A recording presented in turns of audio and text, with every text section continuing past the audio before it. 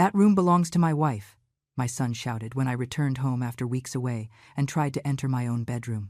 At first, I found it strange and did not understand what was happening. But when I finally understood, I did something that not even my own lawyer would have known I was capable of doing. When I opened the front door of my own house, after 3 weeks away, the first thing I noticed was the smell. It was not the soft scent of lavender that I always tucked into the corners, nor the delicate air freshener I sprayed on the curtains every morning before leaving. It was something else. Stronger, sweeter, more alien.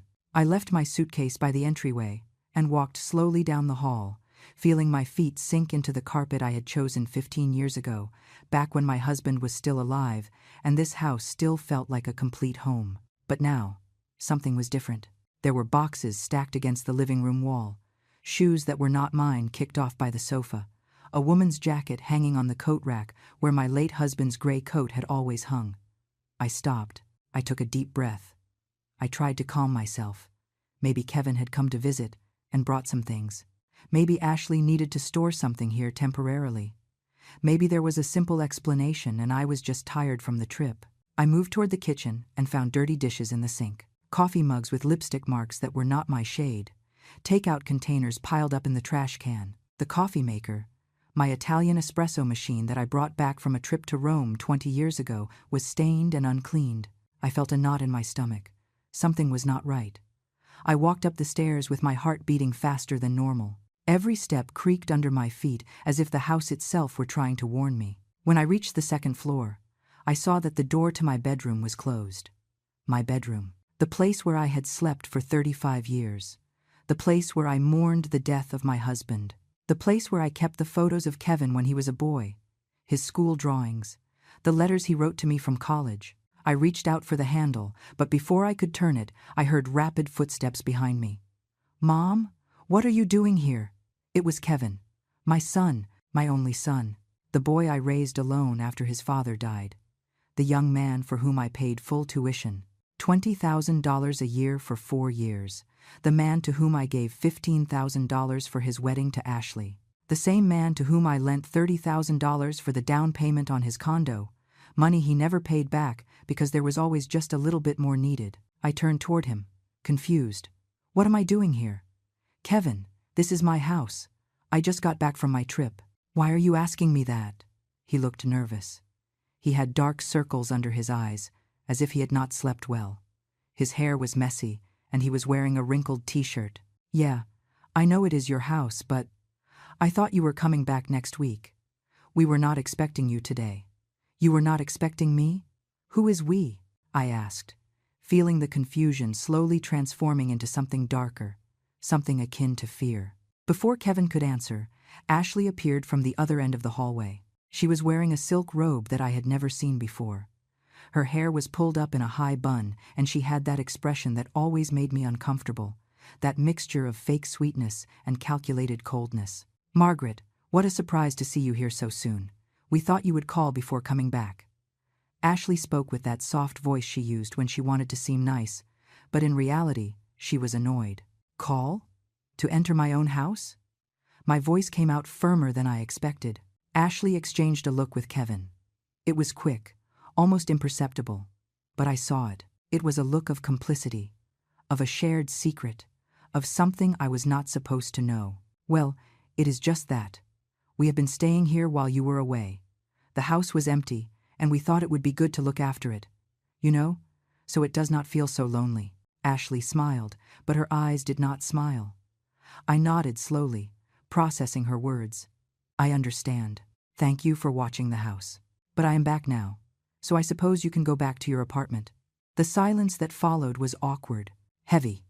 Kevin looked at the floor. Ashley crossed her arms. "Well, actually, we have been thinking that maybe it would be better if we stayed a little longer, just until we sort some things out."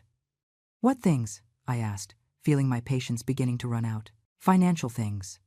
Mom, you know how everything is right now. The rent went up again, and with the expenses." Kevin started to explain, but his voice trailed off when he saw my expression. I had heard that story 1,000 times before. It was always the same. They always needed a little more. It was always just temporary. There was always a reason for me to open my wallet and solve their problems. All right, we can talk about that tomorrow. Right now, I just want to go into my room, take a bath, and rest. I am exhausted.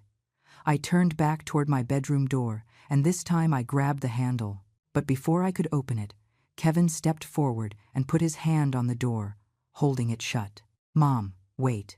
You cannot go in there. I looked at him without understanding. Excuse me? What did you say? That you cannot go in. That room belongs to Ashley now. It is our room. The words fell on me like stones. Cold, heavy, painful. What? That was all I could say. My voice sounded small, broken. It is just that. You see, Mom, when we arrived, we thought it was better to use the master suite because it is bigger and has the ensuite bathroom. You can use the guest room. It is comfortable too. Ashley spoke with such naturalness, as if she were explaining something obvious, something any reasonable person would understand. But I did not understand anything. I felt the world tilt slightly. Like everything I knew was beginning to blur. Kevin, that is my room. All my things are in there. My photos, the bed where I slept with your father, the drawers with my clothes. What did you do with all that? We moved it to the guest room. Mom, it is all packed away nicely. Do not worry. Kevin still would not look me in the eyes. That I should not worry? I repeated, feeling something inside me begin to crack. Kevin, that is my bedroom. This is my house. How could you do that without even asking me? Oh, Margaret, do not be dramatic. It is just a room. Besides, at your age, do you really need so much space? The guest room is perfect for you. Coziers, easier to maintain. Ashley sighed as if I were a capricious child throwing a tantrum over nothing. At my age. Those words echoed in my head like warning bells. At my age. As if being 70 years old turned me into someone who no longer deserved a voice or a vote in her own home. As if my age were a sufficient reason for them to take what was mine. Ashley, I shared that room with my husband for 30 years. The most important memories of my life were born there. It is not just a room, period. She shrugged with indifference. Well, but your husband is gone, right? And you live alone. We are a couple. We need the space. It is logical. I looked at Kevin seeking support, waiting for him to say something, to defend me, to remember who I was and everything I had done for him. But he just stared at the floor, hands in his pockets, like a boy waiting for the storm to pass. Kevin, do you agree with this? He took a moment to respond. When he finally spoke, his voice sounded weak, almost ashamed. Mom, it is just. Ashley is right. It is only temporary. Just until we save enough money for our own place. You understand, right? No, I did not understand. Or maybe I understood too well, and that was what hurt the most. I stood in front of the door of my own bedroom, feeling my legs tremble. Not from fear, not from sadness, but from a cold rage that was beginning to awaken inside me after years of being dormant. A rage that had been buried under layers and layers of maternal love, of sacrifice, of wanting to always be the good mother who forgives everything and gives everything. Only temporary. I repeated Kevin's words softly, letting the bitter taste linger in my mouth. Like when I lent you the money for your condo 3 years ago? You also said that was temporary. You also promised to pay it back in 6 months. Kevin went pale. Ashley pursed her lips. Mom, that is different. We had unexpected expenses. I already explained it to you. Yes, you explained it to me. Several times. Every time I asked you about the money, there was always a new explanation, a new expense, a new emergency.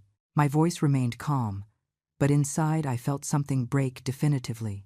Ashley took a step forward, placing herself between Kevin and me, as if she needed to protect him from me, from his own mother. Margaret, I do not know why you are getting like this. You have always been so generous with us. Why are you acting now as if we were robbing you? We are just asking for a place to stay temporarily. He is your son, for God's sake, your own flesh and blood. There it was again. That argument they had used 1,000 times to make me feel guilty.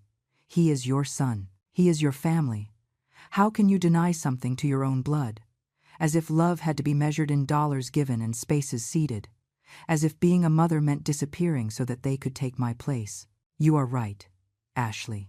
He is my son. That is why I paid for his entire college education. $80,000 in total. That is why I gave him $15,000 for his wedding. That is why I lent him $30,000 for his condo. That is why I have been sending him $1,500 every month for the last 2 years to help you with expenses. The words left my mouth like an accounting ledger I had never read aloud before. Figures I had preferred to forget, because remembering them hurt too much. Kevin looked up, surprised that I had everything so clear in my mind. Mom, I appreciate it. I have always appreciated it. Oh, really? You appreciate it? Because you have never paid me back a single dollar, Kevin. Not one. And now, on top of everything I have already given you, you also want my bedroom? You also want to keep the only space I have left in this house that I bought with your father's life insurance money? The silence that followed was deafening. I could hear my own agitated breathing, the ticking of the antique clock in the hallway, the distant sound of a car passing on the street. But neither of them said anything. Finally, I took a step back. All right, you win. Keep the room. Keep the whole house if you want. I am going to stay at a hotel tonight because I do not have the strength for this right now. Mom, do not exaggerate. Kevin tried to grab my arm, but I pulled away. Do not touch me, Kevin. Not right now. I turned around and went down the stairs without looking back. Each step cost me more than the last, not from physical fatigue, but from the weight of the disappointment I carried in my chest. I took my suitcase from the entryway, the same suitcase I had arrived with barely 30 minutes earlier, full of excitement to be back in my home. Now I dragged it outside, feeling like a stranger in my own house. Margaret, wait! I heard Ashley's voice from upstairs, but I did not stop. Wait for what, Ashley? So you can tell me I am being dramatic? So you can remind me of my age again? So you can explain to me how I should feel in my own house? I went out and closed the door behind me with more force than necessary. The sound resonated in the quiet afternoon street. My neighbors probably heard. They were probably wondering what was happening. But I did not care anymore. I got into my car and sat there, hands on the steering wheel, looking at the house where I had lived for so many years. The house I had cleaned, decorated, cared for as if it were a living being. The house where I raised Kevin after his father died. The house where every corner held a memory. And now I felt expelled from it. I started the engine and drove aimlessly for almost an hour. The streets passed before my eyes like blurry images. I did not cry. Not yet. The tears would come later. Right now, I just felt a cold numbness, as if my body had decided to disconnect from emotions to keep functioning. I ended up parking in front of a small diner that I used to visit with my husband many years ago. I went in and ordered a tea. The waitress, a young girl with brown hair and a ponytail, smiled at me warmly. "Can I get you anything else, ma'am?" I shook my head, unable to articulate words. I sat by the window and held the hot cup between my hands, letting the steam caress my face. Outside, people walked by in a hurry, couples holding hands, mothers pushing strollers, elderly people walking dogs. Everyone living their normal lives, while mine was crumbling silently in this diner. I took my phone out of my purse and looked at the screen. Part of me expected a message from Kevin, an apology, a better explanation. Something that would make all this make sense. But there was nothing. Not a call, not a text, nothing. Then I started to remember. I could not help it. The memories came like waves, one after another, dragging me into the past. I remembered when Kevin was 7 years old and his father had just died. I remembered how he cried every night, asking for Daddy to come back. I remembered how I held him in the dark, promising him that everything would be okay, that I would take care of him, that he would never lack for anything. And I kept that promise. I worked double shifts as a nurse for years to pay for his private school. I missed social gatherings, vacations, moments of rest, all to ensure he had the best. I remembered his college graduation, how he hugged me that day and said, "Mom, everything I am is thanks to you." I cried with happiness. I thought it had all been worth it. I thought I had raised a good man, a grateful and noble man like his father. I remembered when he met Ashley. From the beginning, something about her made me uncomfortable, but I stayed silent because Kevin seemed happy. She was beautiful, confident, ambitious. Kevin was dazzled. "She is the woman of my life, Mom," he told me. And I smiled and gave him my blessing, because that is what mothers do, right? They approve of their children's decisions even if something in their gut tells them something is not right. I remembered the wedding. What an expensive wedding it was. Ashley wanted everything to be perfect. The imported dress, the exotic flowers, the luxury venue, the honeymoon in Europe. "We only get married once, Margaret," she told me with that smile that never reached her eyes. And I paid. I paid because Kevin asked me to. Because I saw the excitement on his face. Because a mother does the impossible to see her son happy. But after the wedding, something changed. The visits became less frequent, the calls shorter. They were always busy. They always had plans. And when they came, they always needed something. Money for the car, money for furniture, money for credit card debt. I gave and gave, hoping that each time would be the last, hoping that someday Kevin would show up at my door just to see me, not to ask me for something. The tea had gone cold in my hands. I do not know how long I had been sitting in that diner, lost in the labyrinth of my own thoughts. The waitress passed by a couple of times, looking at me with concern, but said nothing. She was probably used to seeing lonely people taking refuge in this place. Finally, I took out my phone and searched through my contacts. I needed to talk to someone. Someone who would listen to me without judging me. Someone who would tell me if I was crazy for feeling betrayed or if I was right to be furious. My fingers stopped on a name. Chloe, my granddaughter. Kevin's 23-year-old daughter. Chloe was different. She always had been.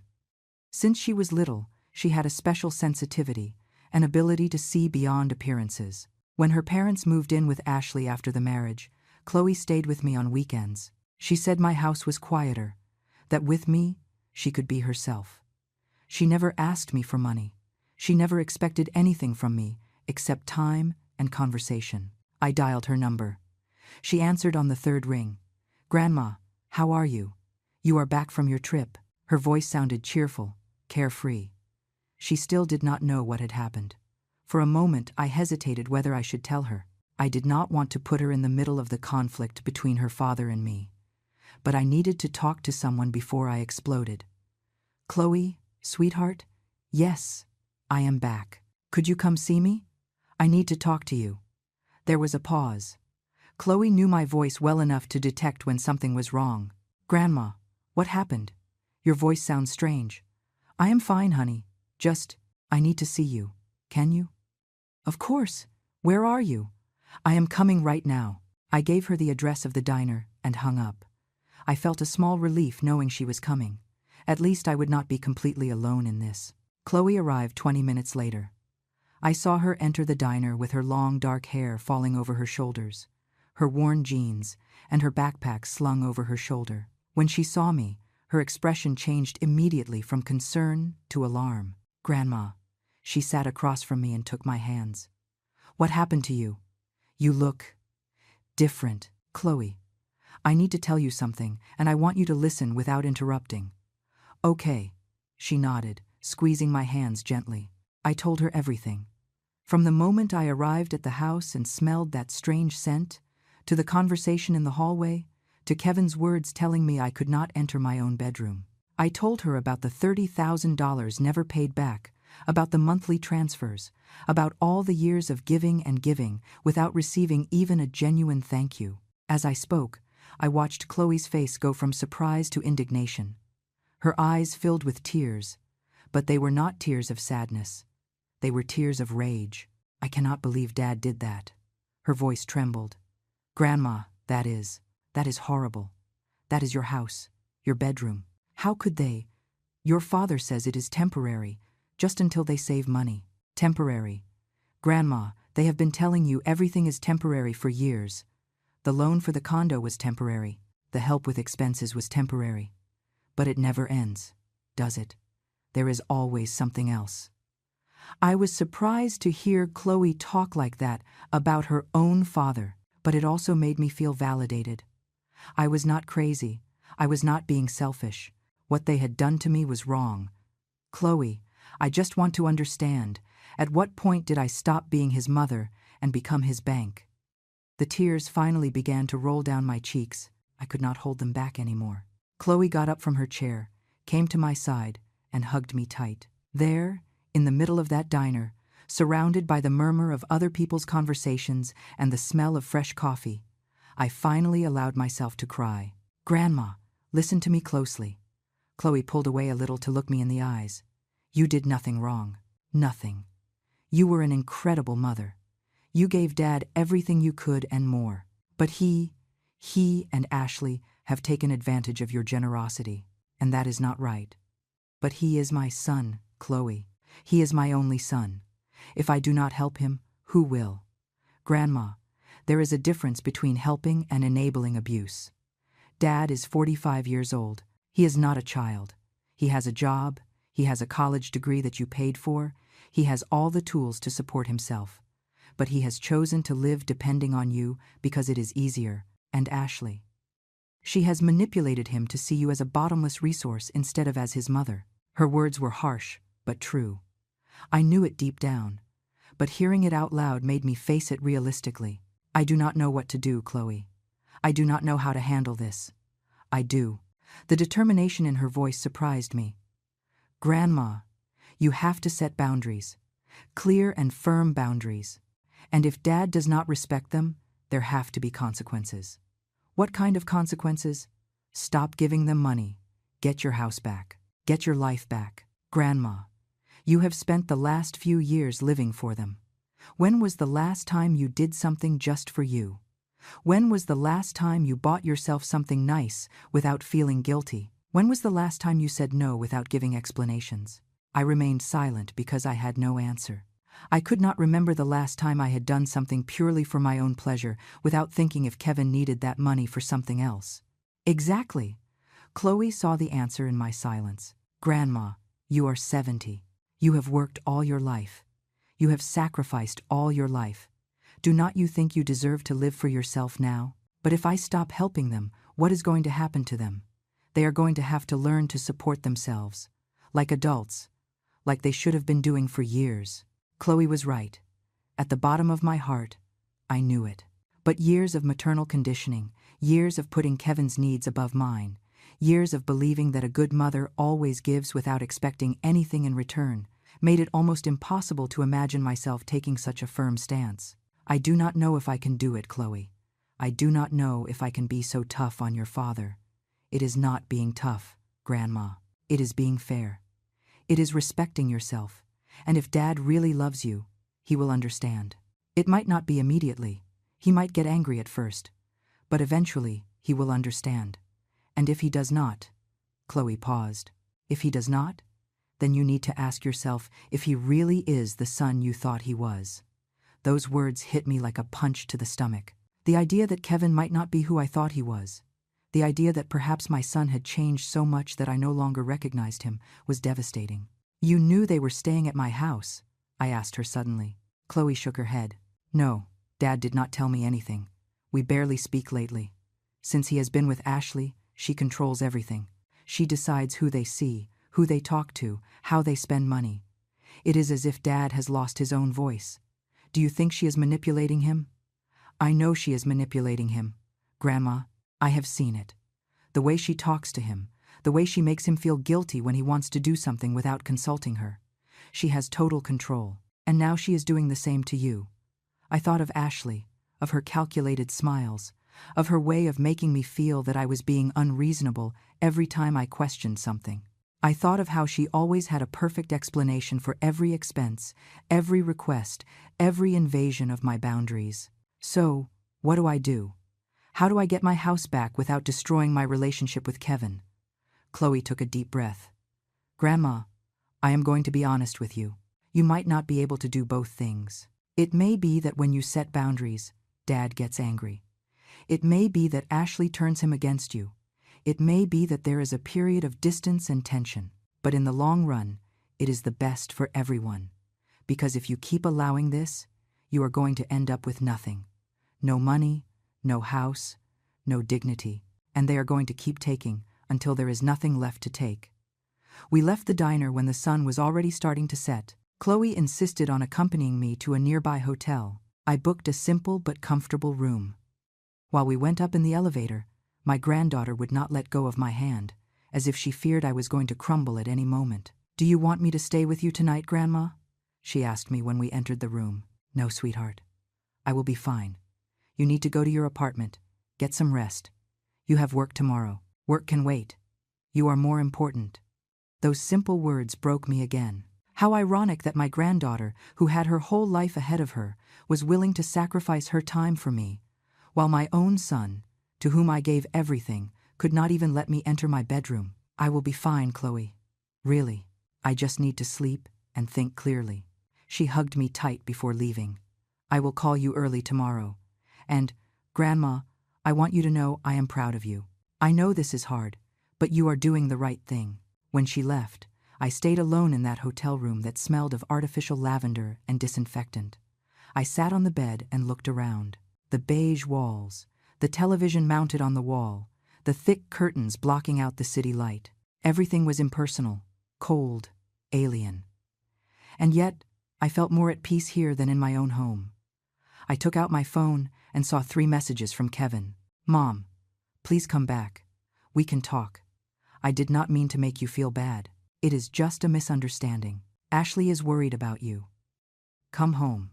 I read the messages over and over again. I looked for a real apology in them, an acknowledgement of what they had done wrong, a genuine sign of remorse. But there was nothing of that, just empty words designed to make me return without them having to change anything. I did not reply. I turned off the phone and left it on the nightstand. That night, I barely slept. I tossed and turned in bed, staring at the ceiling, reliving conversations, analyzing decisions, wondering at what moment everything had gone so wrong. At 3 a.m, I got up and made myself some tea with the small coffee maker in the room. I sat by the window and looked at the sleeping city. I thought of my husband, of how he would have handled this situation. He was always firmer than me, more capable of saying no without feeling guilty. "Margaret," he used to tell me, "you cannot save everyone. Sometimes people need to fall to learn how to get up." I never fully understood what he meant. Now, sitting in this hotel room at 3 a.m, I finally understood. When the sun came up, I showered, got dressed, and turned on my phone. There were 7 missed calls from Kevin and 2 more messages. There was also a message from a number I did not have saved but recognized immediately. It was Ashley. "Margaret, I know you are upset, but you have to understand that we have rights too. Kevin is your son and deserves your support. You cannot be so selfish." I read that message 3 times. Each time it made me angrier. Selfish? I was the selfish one? I, who had given everything I had. I, who had depleted my savings to ensure they had what they needed.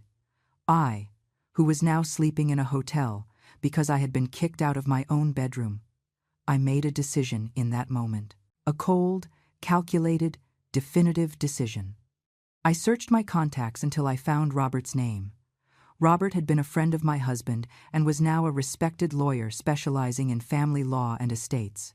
I had seen him at my husband's funeral, and occasionally we ran into each other at social events.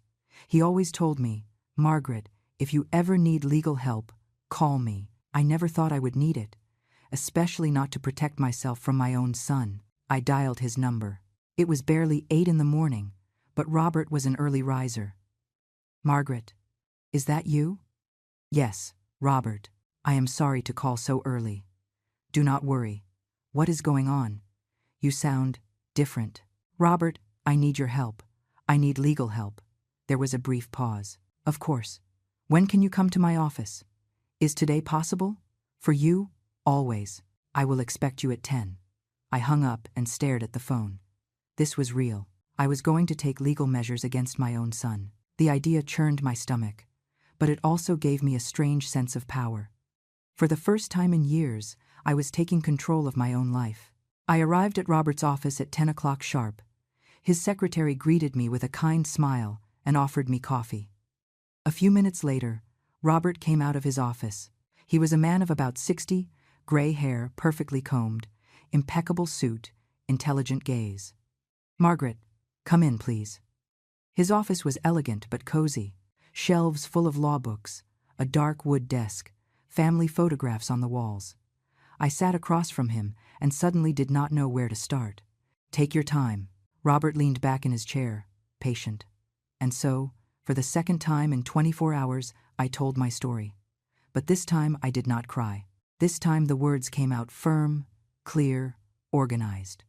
I told him about the loans never paid back, about the monthly transfers, about how I arrived at my house and found they had taken my bedroom, about Ashley's messages calling me selfish. Robert listened to everything without interrupting. He took notes occasionally on a notepad. His expression remained neutral, professional, but I could see a flash of indignation in his eyes when I told him about the bedroom. When I finished, Robert put his pen down on the desk and looked directly at me. Margaret, the first thing I need to ask you is, what is it that you want to achieve? Do you want to recover the money you lent them? Do you want them out of your house? Do you want to protect your assets? Or do you want all of the above? I want my house back. I want them out immediately. And I stopped, hesitating if I should say what followed. I want to protect what I have left. I do not want them fighting over my estate when I die, or for Ashley to end up controlling everything. Robert nodded slowly. I understand. Well, I have good news and bad news. The good news is that legally the house is in your name, correct? Yes, completely in my name. I bought it with my husband's life insurance money. Perfect. That means you have every right to ask them to leave. In fact, they are occupying your property without your explicit consent, which technically could be considered trespassing. Did you give them permission in writing to stay? No. I did not even know they were there until I arrived yesterday. Even better. That means you can proceed with an eviction if necessary. Now, the bad news is that being your son, this could get complicated emotionally and potentially in court if he decides to fight. He could argue he has a right to be there by being your son, although legally he has no basis. How complicated could it be? It depends on how far Kevin is willing to go. If he agrees to leave peacefully, this is resolved in days. If he decides to fight, we could be talking about months. But eventually, you would win. It is your property. I took a deep breath. And the money I lent them? Is there any way to recover it? Robert grimaced. That is more complicated. Do you have signed documents? Promissory notes? Any kind of contract? I shook my head, feeling stupid. No. It was all verbal. They were direct bank transfers.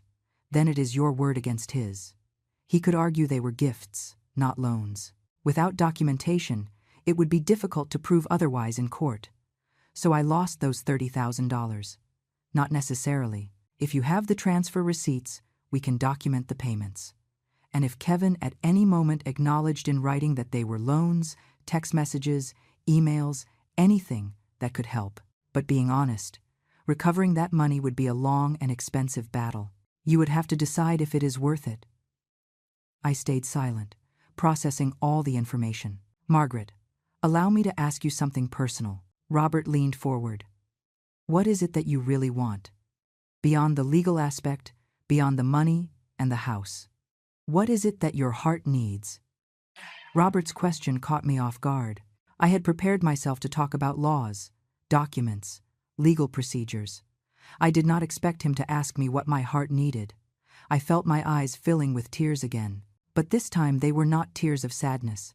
They were tears of liberation. I want my dignity back, Robert. I want to wake up in the morning without feeling like I have to justify my existence. I want to stop being seen as a wallet with legs. I want my son to see me as his mother again, not as his solution to all his financial problems. My voice cracked a little. And if he cannot do that, then at least I want peace. I want to live the time I have left without feeling used. Robert nodded with understanding. Then my recommendation is the following. First, we are going to draft a formal eviction notice. We will give Kevin 30 days to vacate the property. It is enough time for him to find another place, and he cannot argue it was abrupt. Second, we are going to review your will and make changes if necessary. We are going to make sure your assets are protected and distributed exactly how you want. Third, and this is optional, we can draft a letter detailing the loans made to Kevin with the exact dates and amounts. Not necessarily to take to trial, but to have a clear record. Sometimes, seeing the numbers on paper makes people become aware of what really happened. And the monthly transfers I make to him? You cancel them immediately. Today, if possible. You call your bank and instruct them that all automatic transfers to Kevin's account must be suspended. Also, cancel any additional credit cards that are in your name but that he uses. He has a card of mine. For emergencies, he told me. Robert raised an eyebrow. When was the last time you checked the charges on that card? I remained silent. The truth was, I never checked them. I trusted that Kevin only used it for real emergencies.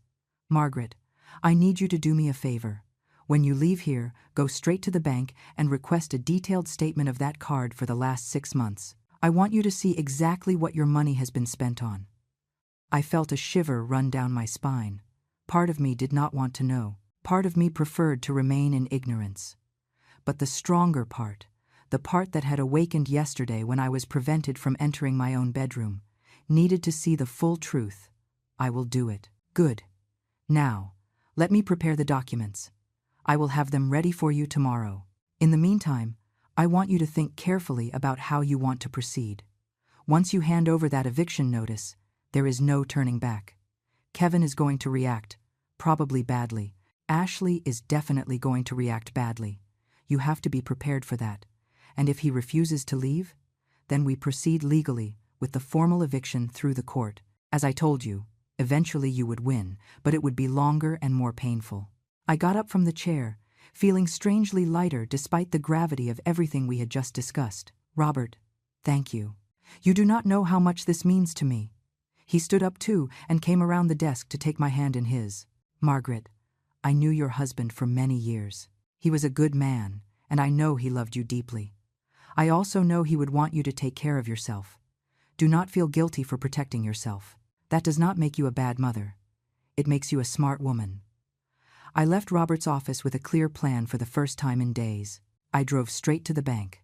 It was noon, and there were quite a few people, but I waited patiently for my turn. When I was finally helped by an account executive, a young woman named Patricia, I explained what I needed. I need to suspend all automatic transfers going from my account to Kevin Miller's account. I also need to cancel an additional credit card that is in my name, and I want a detailed statement of the last 6 months of that card. Patricia typed on her computer without asking unnecessary questions. Professional and efficient. Understood, Mrs. Miller. The automatic transfers will be suspended immediately. To cancel the additional card, I need you to sign here. The cancellation will be effective in 24 hours. And the statement, do you want it printed or by email? Printed, please. Perfect. It will take me a few minutes. You can wait.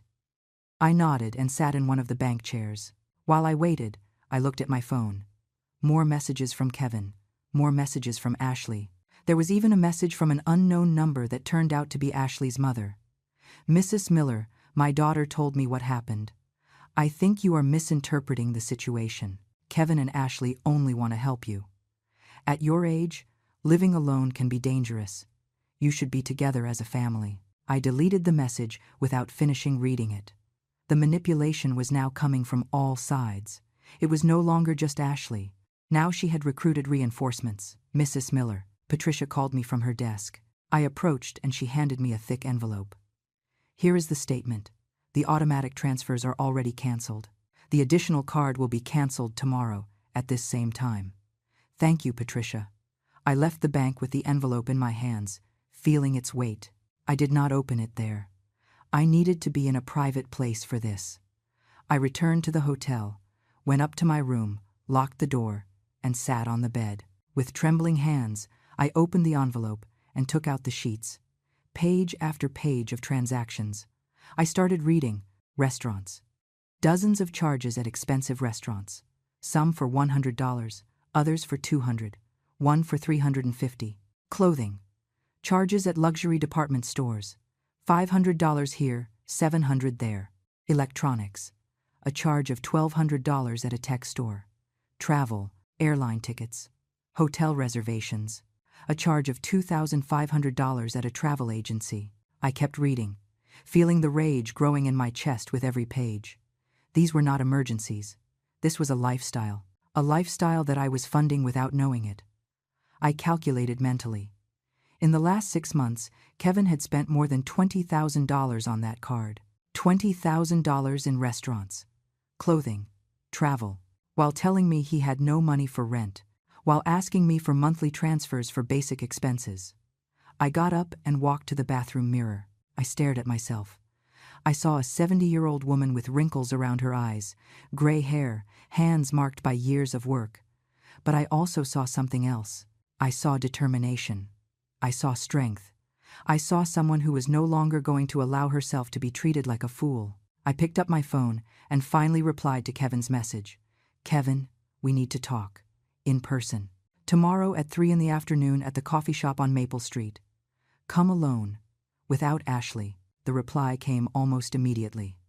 Mom, thanks for answering. Yes, we can talk. But why without Ashley? She is my wife. I do not have secrets with her. Because I need to talk to my son, not my daughter-in-law. If you want to understand what is happening, you come alone. If not, then there is nothing else to talk about. There was a long pause before the next reply. Okay, I will be there. I spent the rest of the day preparing myself mentally for the conversation. Chloe called me in the afternoon to see how I was. I told her about the visit to the lawyer and the bank. When I mentioned the $20,000 spent on the card, I heard her gasp loudly. Grandma, that is. I have no words. Dad really did that. The numbers do not lie, sweetheart. Are you going to confront him tomorrow? Yes. I am going to show him the statements. I am going to ask him directly how he justifies all this. And I am going to hand him the eviction notice. Do you want me to go with you? For moral support. I thought about it for a moment.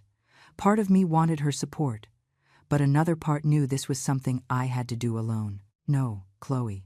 Thank you for offering, but this is between your father and me. It needs to come from me only. I understand, but please, call me after. No matter what time it is. I promise. That night I slept better than the previous one. Not well, but better. I had a plan. I had proof. I had legal support.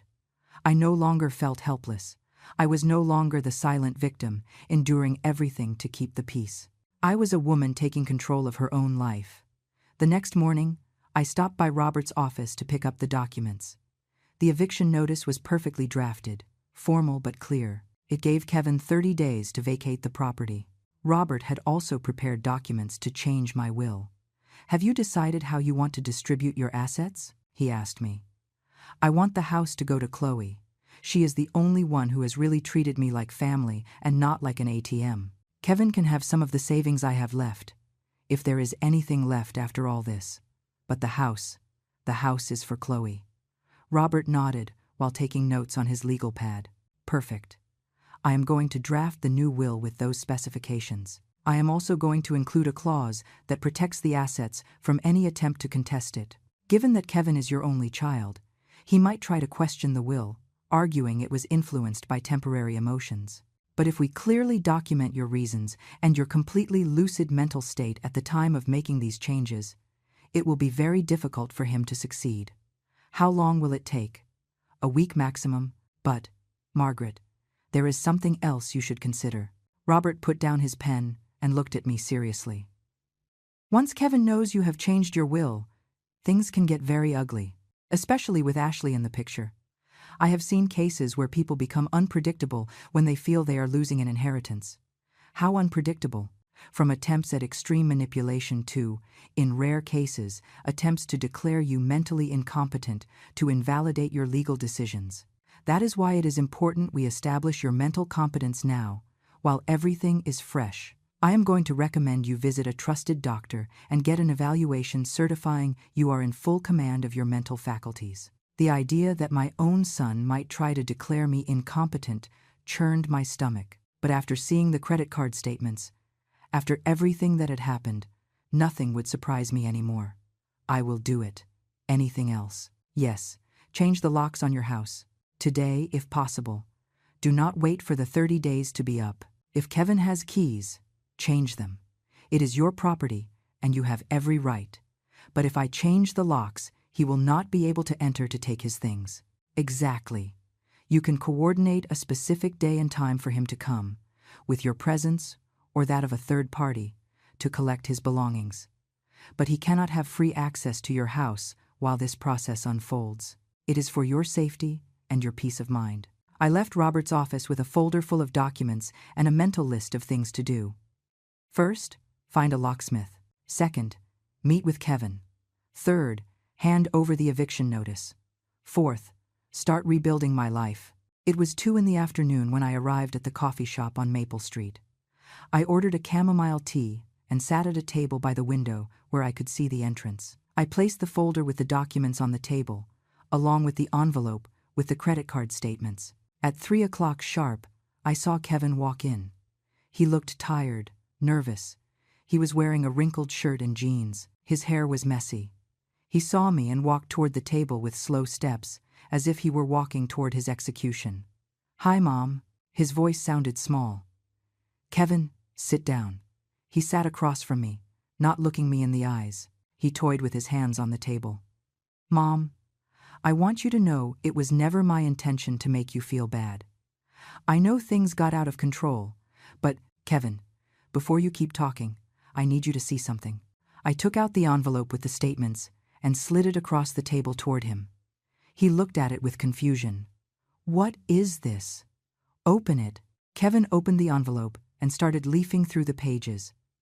I watched his face pale gradually, how his hands started to tremble slightly. "Mom, $20,000. Kevin, $20,000 in 6 months. In restaurants, clothing, travel, electronics, all while you were telling me you did not have money for rent. All while you were asking me for $1,500 each month for basic expenses. I can explain." "Explain what? That you lied to me? That you have been using me? That the card I gave you for emergencies? You have been using it as if it were your personal salary." Kevin dropped the papers on the table and covered his face with his hands. "Mom, things have been difficult. Ashley has expectations and I just wanted her to be happy. And what about my happiness, Kevin? Did you ever ask yourself if I was happy paying for your lifestyle while I ran out of savings? I thought you had enough. The house is paid off. You have your pension. My pension is $1,200 a month. Kevin, $1,200. Of that, I was spending $1,500 transferring to you, plus what you were spending on the card. I was living off my savings. The savings your father left so I could have a dignified old age, and they are running out." I watched the tears begin to roll down Kevin's cheeks. But this time, his tears did not move me. This time I just felt a void where before there had been infinite compassion. "I am sorry, Mom. I am so sorry. I did not realize that." "You did not realize? Kevin, you are 45 years old. You have a college degree. You have a job. How is it possible you did not realize you were depleting your mother's resources?" He did not answer. He just cried in silence, shoulders shaking. "And then I come home after 3 weeks away, and I find you have taken my bedroom. My bedroom. Kevin. The place where I slept with your father. The place where I keep the memories of my entire life. And you told me I could not enter because now it was Ashley's room. It was her idea. I did not want to, but she said that. I do not care whose idea it was." You agreed. You looked me in the eye and told me I could not enter my own bedroom. You put your wife above your mother, not just emotionally, which would be understandable, but in my own house, using my own money. Kevin looked up, eyes red and puffy. "Mom, please, let me fix this. We will not leave the house. I will pay you back the money. Just give me a chance." I took the eviction notice out of the folder and put it in front of him. "You have 30 days to vacate the property. This is a legal eviction notice." It was drafted by my lawyer. Kevin took the letter with trembling hands and began to read it. His face went from surprise to shock and finally to something that looked like panic. "Mom, this is serious. This is very serious. Are you really going to do this to me?" "I am not doing anything to you, Kevin. You did this to yourself, and I am protecting myself. But where are we going to live? We do not have money saved for a deposit on another place." The irony of that statement did not go unnoticed. They did not have money saved because they had spent it all on expensive restaurants and trips. That is not my problem, Kevin. You are a grown man with a job. You will find a way, like millions of people do every day. Ashley is going to be furious. Probably. But again, that is not my problem. This is my house, my property, and I want you out of it. Kevin stared at the letter for a long time. I could see his mind working, looking for arguments, looking for ways to reverse this, looking for the magic words that would make me change my mind. Mom, I know I made mistakes, big mistakes, but I am your son, your only son. Are you really going to throw me out on the street? I am not throwing you out on the street. I am giving you 30 days to find another place. And you are not a helpless child, Kevin. You are 45. You have a job. You have an education. What you do not have is the right to live in my house without my permission. And if I cannot find a place in 30 days, then you will have to look faster. Or ask Ashley's friends for help, or her family. I am sure her mother, who sent me a text telling me I am misinterpreting the situation, will be happy to help you. Kevin remained silent.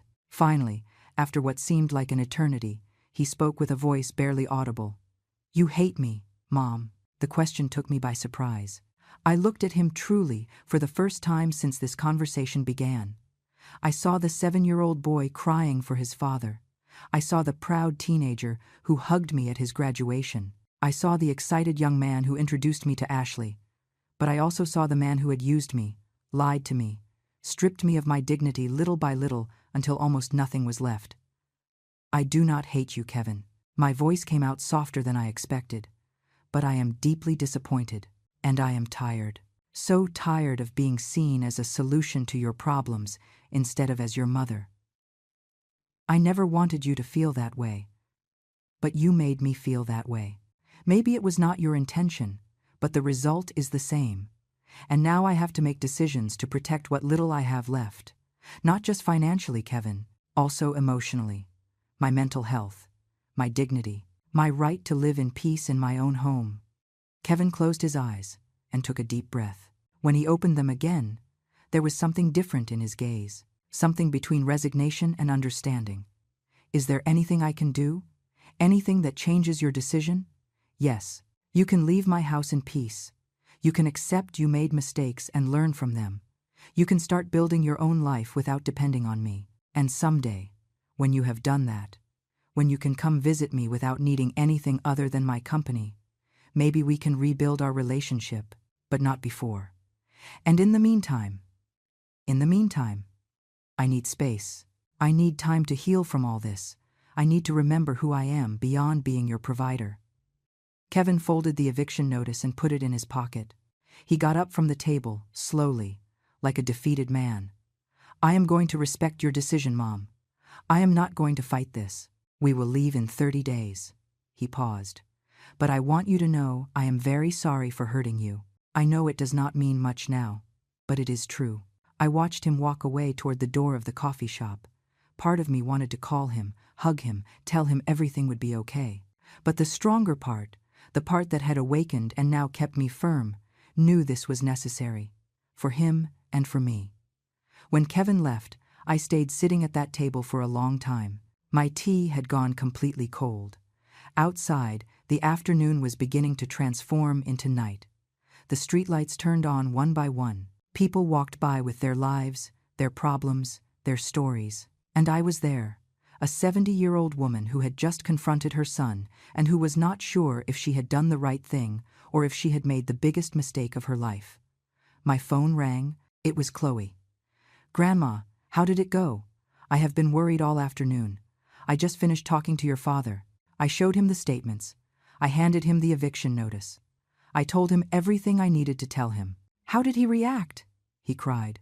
He apologized. He said he will respect the decision and they will leave in 30 days. I heard Chloe sigh with relief. Grandma, I am proud of you. I know it was hard. It was the hardest thing I have done in my life, Chloe.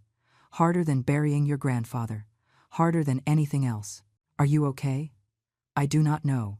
Ask me in a few days. Do you want me to come see you? Tomorrow, sweetie. Today, I need to be alone. After hanging up with Chloe, I called a locksmith. An older man named Mark arrived at the hotel in less than an hour. I explained the situation without going into many details, just enough for him to understand the urgency. Can you go to my house now and change all the locks? Of course, ma'am. Do you have the current keys? Yes, here they are. I handed him my set of keys. But my son has another set. That is why I need you to change them. Mark nodded with understanding. He had seen enough in his work not to ask questions. It is going to cost you around $300 to change all the locks. Front door, back door, and if you have a garage door too, do it. Everything. Mark went to my house and I stayed in the hotel room, staring at the ceiling, thinking about everything that had happened in the last few days. My life had changed completely. I had made decisions I never thought I would make. I had faced truths I had been avoiding for years. An hour later, Mark returned with a new set of keys. All done, ma'am. All locks have been changed. Here are the new keys. No one else can get in now. I paid him and gave him a generous tip. When he left, I held the new keys in my hand. They were shiny, unused, full of possibilities. They were the physical symbol of my new life. A life where I controlled who entered and who left. A life where my boundaries would be respected. That night, I finally returned to my house. I opened the door with the new keys and went in. Everything was silent. The boxes I had seen the first day were still there, but now they felt different. They were no longer a permanent invasion. They were just temporary objects that would soon disappear. I went up the stairs and stopped in front of my bedroom door. This time, I opened it without hesitation. I went in and looked around. Had they moved my things? Yes. My clothes were packed in suitcases in a corner. My family photos were stacked on a dresser. The bed had different sheets. Sheets I had not bought. The smell was different. Ashley's perfume permeated everything. But it was still my room, my space, my house. I started to work. I stripped Ashley's sheets and put them in a trash bag. I took my own sheets out of the suitcase and remade the bed. I put my photos back in their places. I took out my clothes and hung them in the closet. I sprayed my lavender perfume all over the room. I opened the windows to let fresh air in. I worked for hours, reclaiming every inch of my space. When I finished, it was almost 2 a.m. I was exhausted, but I also felt something I had not felt in a long time. Satisfaction. The kind of satisfaction that comes from doing something difficult but necessary. I took a long bath in my own bathroom. I put on my most comfortable pajamas. I got into my bed, in my clean sheets that smelled of my favorite detergent. And for the first time in weeks, I slept deeply. The next morning, I woke up with the sun coming through the window. For a moment, I forgot everything that had happened. But then the memories returned, one by one. Kevin, Ashley, the confrontation, the eviction notice. It was all real. I got up and made coffee. Coffee in my Italian espresso machine that was now clean and shiny again. I sat in my kitchen, at my table, drinking from my favorite mug, looking at my garden through the window. It was a simple moment. Ordinary, but it felt extraordinary, because it was mine. The phone rang. It was Robert. Margaret. Good morning. How are you? I am fine, Robert. I went back to my house last night. I changed the locks. Perfect. Did you give the letter to Kevin? Yes. Yesterday. He said he will respect the decision and they will leave in 30 days. Excellent. Now, I have the new will almost ready. Can you come tomorrow to sign it? We will need witnesses, but I can provide them. I will be there. One more thing. Did you get the medical evaluation I recommended? Not yet. I will do it this week. Good. The sooner the better. After hanging up with Robert, the doorbell rang. For a moment, I felt panic. What if it was Kevin? What if it was Ashley? What if they came to confront me? But when I looked out the window, I saw it was Chloe. I opened the door and my granddaughter came in with a bag of pastries and 2 coffees. I thought you might need company for breakfast. I hugged her tight. Her presence was like a balm for my tired soul. Thank you for coming, sweetie. We sat in the kitchen and Chloe looked around. The house feels different. More. Yours. Last night I reclaimed my room. I removed every trace of them. And how do you feel? Tired, sad, relieved, scared. All at the same time. Chloe took my hand across the table. Grandma, I know this is hard. I know it hurts. But I want you to know something. You are doing the right thing. Not just for you, but also for Dad. He needs to learn to stand on his own 2 feet. He needs to understand that he cannot keep depending on you for everything.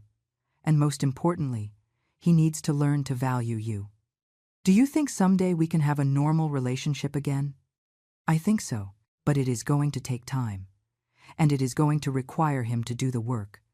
For him to change. For him to grow. You already did your part. More than your part. Now it is his turn. We spent the morning together, talking, laughing occasionally, remembering happier moments. Chloe told me about her job, about the guy she was seeing, about her plans for the future. I realized it had been a long time since I had a conversation like that with someone. A conversation where it was not about problems or money or requests, just genuine human connection. The following days were strange. Living in my own house, knowing that Kevin and Ashley could no longer enter, created a sense of peace I had not experienced in years. But there was also a lingering sadness I could not ignore. It was the sadness of a mother who had had to protect herself from her own son. A sadness that no parenting manual prepares you to face. On the 5th day after the confrontation, Kevin sent me a text. "Mom, we found an apartment. We can move in 2 weeks. We can coordinate a day to come get our things." I replied simply and directly. "Saturday at 10 in the morning. Bring boxes and a truck. I want everything out that day." "Okay, thanks." There were no more messages after that. No additional apologies. No attempts at manipulation. Maybe Kevin had finally understood that this time was different. Or maybe Ashley had told him there was no point in keeping trying. On Friday, Chloe came to help me prepare the house for her father's move. We gathered all the things that were clearly theirs and put them in a designated area of the living room.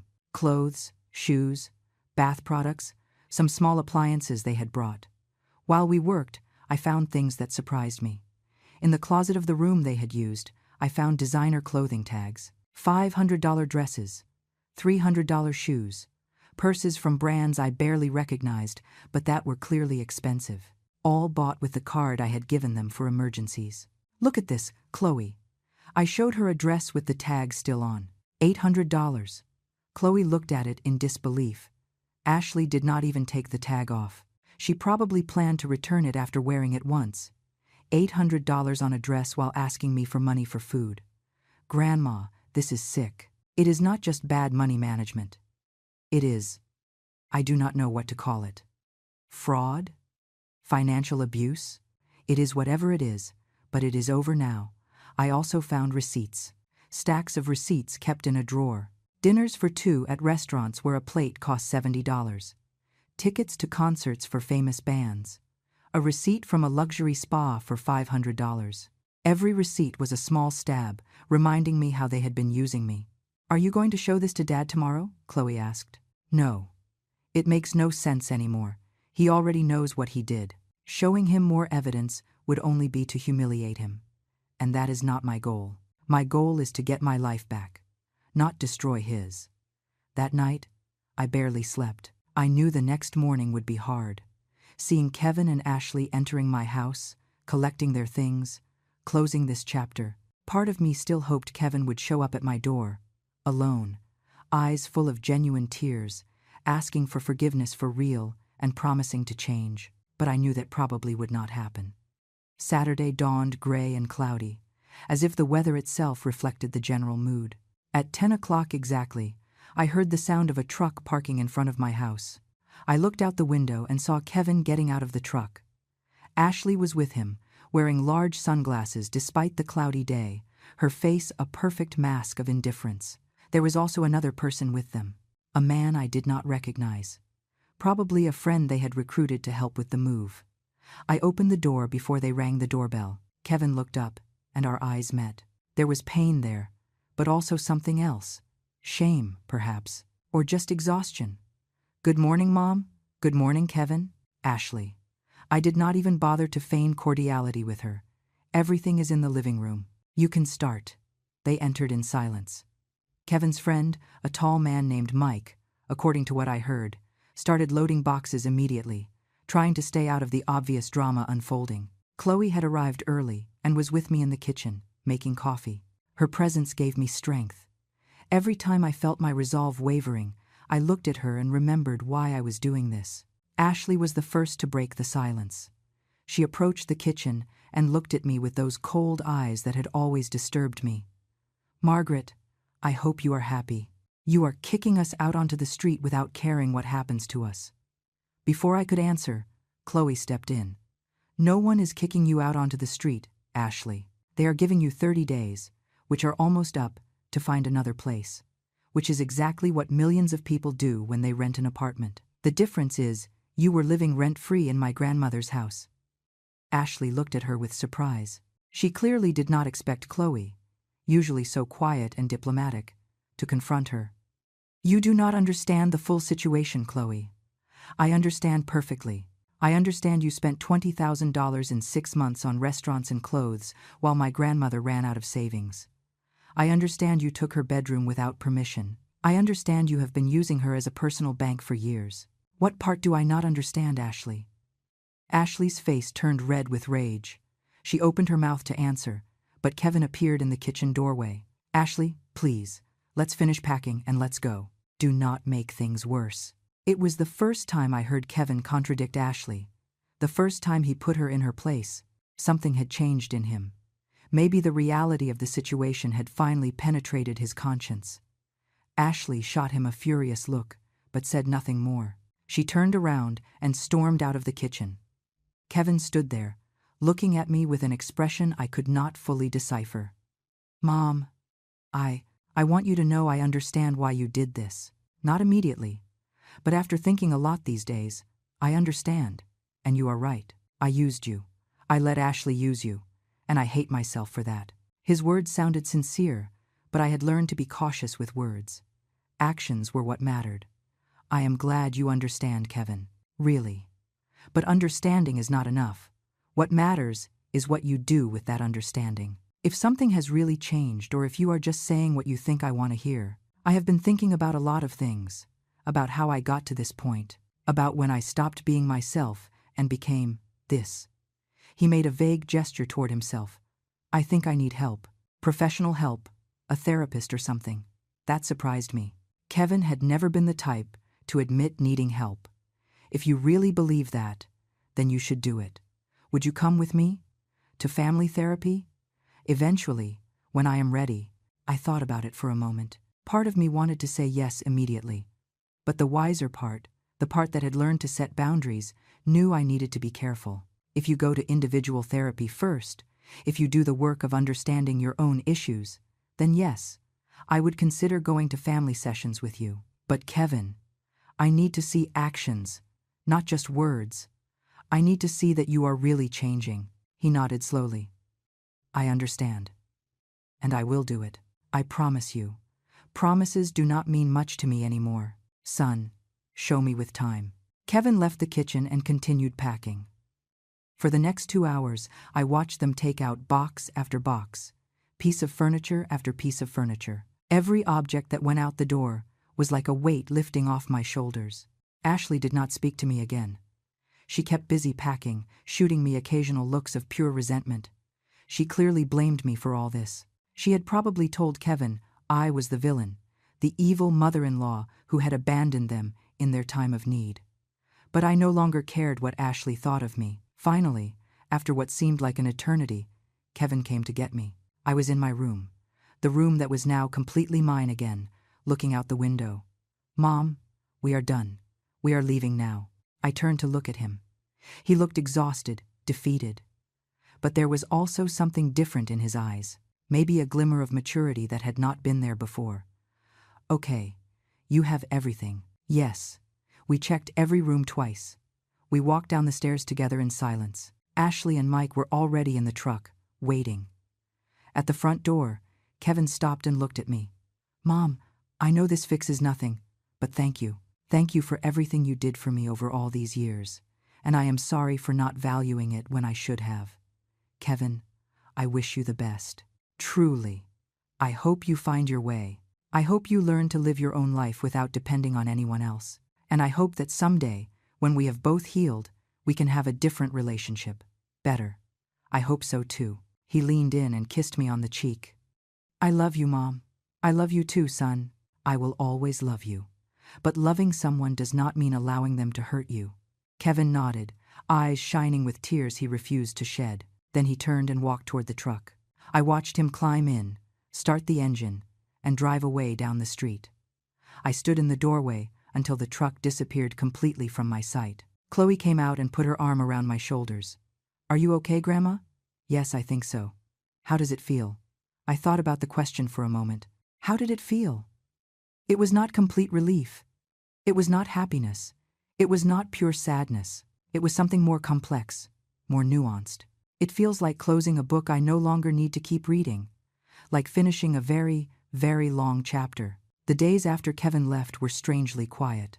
The house, which had been a battleground of emotions and conflicts, now felt different. Not empty, but spacious. Like I could breathe again after holding my breath for years. The first week was an adjustment. I woke up every morning expecting to hear noises of other people in the house, but there was only silence. A silence that at first scared me, but that I gradually began to appreciate. It was my silence, my peace. Chloe came to visit me 3 or 4 times a week. We drank coffee, cooked together, watched old movies I loved. I realized that for years I had been so busy being useful, being needed, being the problem solver, that I had forgotten how to simply be, how to enjoy a moment without worrying about the next expense or the next request. 2 weeks after the move, I went to Robert's office to sign the new will. Everything was in order. The house and most of my assets would go to Chloe. Kevin would receive a modest sum of money, enough to show I had not disinherited him completely, but not enough for him to live off without working. "How do you feel about this decision?" Robert asked me while I signed the documents. "At peace. Chloe deserves this. She has been the only one who has treated me like real family, not like a resource to exploit." "Have you heard anything from Kevin?" A short text a few days ago saying they had settled into their new apartment. Nothing else. Give him time. Sometimes distance is necessary for people to really understand what they lost. I left Robert's office feeling like I had closed another important chapter. My assets were protected, my future was secured. And most importantly, my dignity was intact. That afternoon, I did something I had not done in decades. I went to a travel agency. I had always dreamed of visiting Italy, walking the streets of Rome, seeing the Tower of Pisa, navigating the canals of Venice. But there was always a reason not to go. There was always someone who needed the money more than me. There was always an emergency more important than my dreams. But not now. Now it was my turn. The travel agent, a young woman named Lauren, showed me different packages. Finally, I chose a 3-week one that included Rome, Florence, Venice, and the Amalfi Coast. It cost $5,000, an amount that before would have made me hesitate, thinking about how that money could be used for something else. But this time, I did not hesitate. "I will take it. I want to go next month." Lauren smiled broadly as she processed the booking. "It is going to be an incredible trip, Mrs. Miller. Italy is magical." When I left the agency with my printed itinerary in my hands, I sat on a nearby park bench. I looked at the paper. Rome, Florence, Venice, places I had only seen in magazines and movies, places I was now going to see with my own eyes. And then, sitting on that bench, under the warm afternoon sun, I began to cry. But they were not tears of sadness. They were tears of liberation, of joy, of the deep understanding that finally, at 70 years old, I was living for myself. A week before my trip to Italy, I received a message from Kevin. "Mom, I started therapy. First session today. It was hard, but necessary. Just wanted you to know." I replied simply, "I am glad to hear that, Kevin. I wish you the best in your process." I did not add anything else. I did not ask for details. I did not offer help. I just gave him my emotional support, which was the only thing I could give now, without compromising myself. The day before my trip, Chloe came to say goodbye. She brought me a beautiful travel journal with leather covers. "For you to write all your adventures, Grandma." I hugged her tight. "Thank you, sweetie, for everything. For being with me when I needed it most. For reminding me I deserve to be happy. Grandma, you always deserved to be happy. You just had to remember it yourself." That night, as I finished packing my suitcase, I sat in front of my bedroom mirror, the same room I had fought for, the room that was mine again. I looked at myself truly, without filters, without judgments. I saw the wrinkles around my eyes, the gray in my hair, the age spots on my hands. But I also saw something else. I saw strength. I saw resilience. I saw a woman who had survived the loss of her husband, who had raised a son alone, who had worked hard all her life, and who had finally learned to put herself first. Margaret, I told my reflection, you spent 70 years being useful to others. Now you are going to spend the rest being happy for yourself. Italy was everything I dreamed of, and more. I walked the cobblestone streets of Rome, marveling at the Colosseum. I ate fresh pasta in small trattorias, where the owners treated me like family. I navigated the canals of Venice at sunset, watching the sun paint the buildings gold and pink. I cried with emotion in front of Michelangelo's David in Florence. I drank wine on a terrace overlooking the Amalfi Coast, while the Mediterranean Sea sparkled under the sun. And in every moment, in every new experience, I felt something I had not felt in years. I felt alive, completely, gloriously alive. I wrote in the journal Chloe gave me. Pages and pages of thoughts, reflections, gratitude for this second chance to live. And on the last page, on my last day in Italy, I wrote something that would become my mantra for the rest of my life. Today, I do not need permission to live. I do not need to justify my existence by being useful. I do not need to buy love with money. I am enough exactly as I am, and I deserve to occupy space in this world without apologizing for it. When I returned home 3 weeks later, tanned and full of stories, I found flowers at my door, red roses with a card. Mom, welcome home. I hope you had a wonderful trip. When you are ready, I would like you to meet my therapist. I think we have a lot of work to do together. Love, Kevin. I held the card in my hands and smiled. It was not a complete solution. It did not erase the past, but it was a start. A first step in the right direction. I put the flowers in a vase and placed them on my kitchen table. Then I made coffee in my Italian espresso machine and sat by the window, looking at my garden, feeling the sun on my face. This was my life now, a life where I was the protagonist, not the supporting character. A life where my needs mattered as much as anyone else's. A life where finally, after so many years, I had learned the most important lesson of all. Loving others is okay. Sacrificing for family is okay.